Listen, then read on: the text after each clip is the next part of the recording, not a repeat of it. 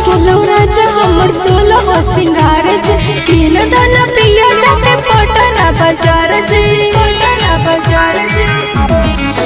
खत्म हो गेलो राज हमर सोलह सिंगार किन दन पिया जाके पटना बाजार आज देखे में रहे मेड इन इंडिया राजा ऐसन लइहा बिंदिया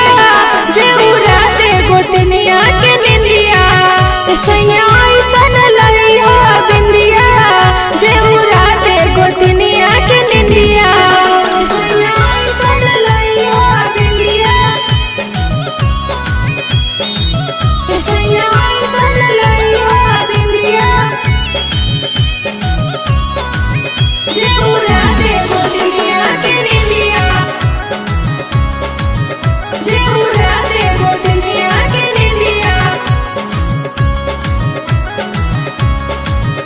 सैया ऐसन लइहा बिंदिया झिलाली पाउडर नहीं भूलैहा अखिया के काजरवा जी महंगा एगो साड़ी ले आइहा घुमवैयो के अचरवा जी झिलाली पाउडर नहीं भूलैहा अखिया के काजरवा जी महंगा एगो साड़ी ले आइहा घुमवैयो के अचरवा जी झिली मनसलैहा बोल के हिंदिया राजा ऐसन लइहा बिंदिया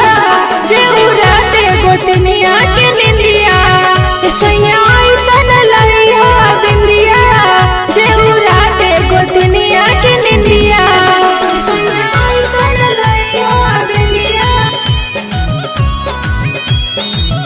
सैया ऐसन लइहा बिंदिया जे उड़ा दे गोतनिया के निंदिया जे उड़ा दे गोतनिया के निंदिया सैया ऐसन लइहा बिंदिया आज पूरा कर